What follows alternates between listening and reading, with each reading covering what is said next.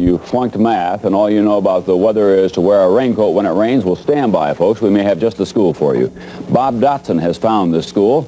Here's Bob now in our cross-country segment in Boca Raton, Florida. It was on a hill such as this, not so long ago, when two brothers stepped into the skies, changed the way the world would travel forever. Their names were Wilbur and Orville Wright. You know, it's hard to imagine those times now when most flying is no more adventurous than riding a bus. But was that the Wright brothers' dream? Well, some folks don't think so. Tim and Wesley Friesen think the Wright brothers intended to open the sky to everyone, not just professional pilots. They have formed a company called Wrong Brothers Aviation to prove their point. We're going to form up on you.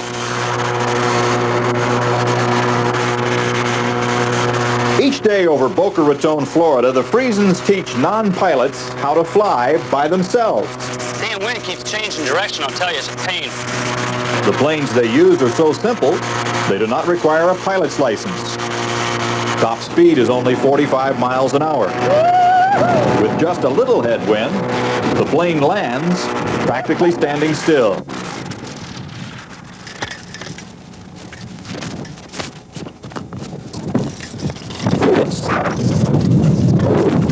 You look like you're hanging from a baby buggy up there. Well, I don't know about that. Sometimes I feel like a little kid when I'm up there.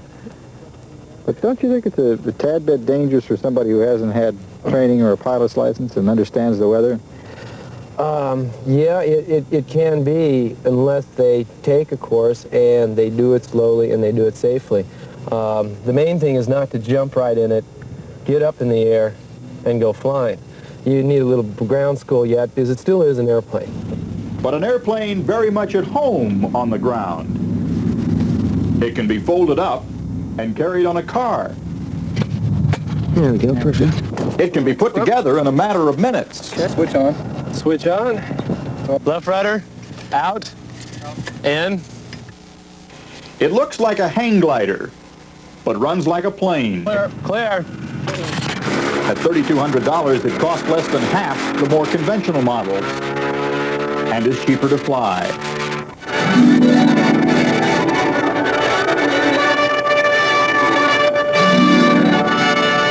The planes are pushed along by snowmobile engines that range 200 miles on 5 gallons of gas.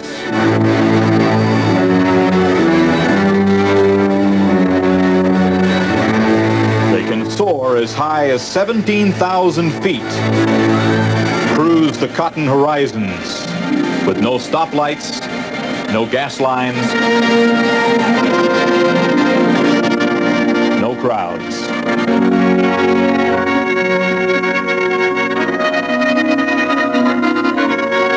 The hard part, of course, is finding the nerve to try. Each flight is a solo from the very first. There are no guarantees in the air either. If an engine quits, it cannot be restarted until it comes down.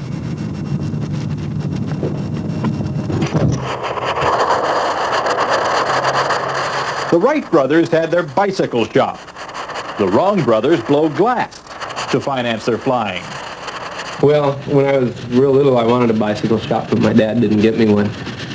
Instead, he insisted they create the kind of fantasy they now find in the sky. Crystal ships and cold flames. 100,000 glass sculptures paid for the brothers' new dream.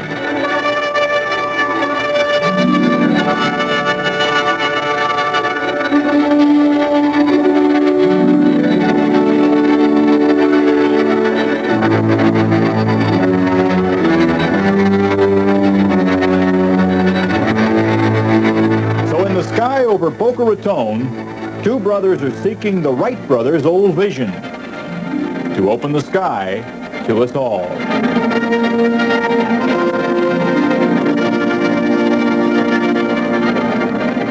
For today, Bob Dotson, NBC News, in Boca Raton, Florida.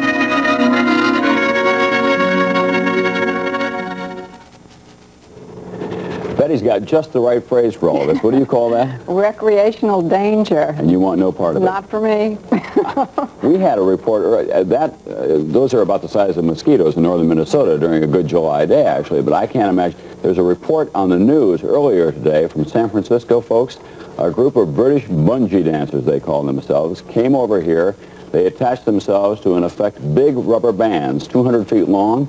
They jump off the Golden Gate Bridge, attached only to this, and then, as you might expect, they don't hit the water, they're snapped back, and they run like a yo-yo up and down. Between the Wrong brothers and the bungee dancers, or the bungee jumpers, however you want to describe them, that's enough to get your heart started for one morning. We'll be back after this message.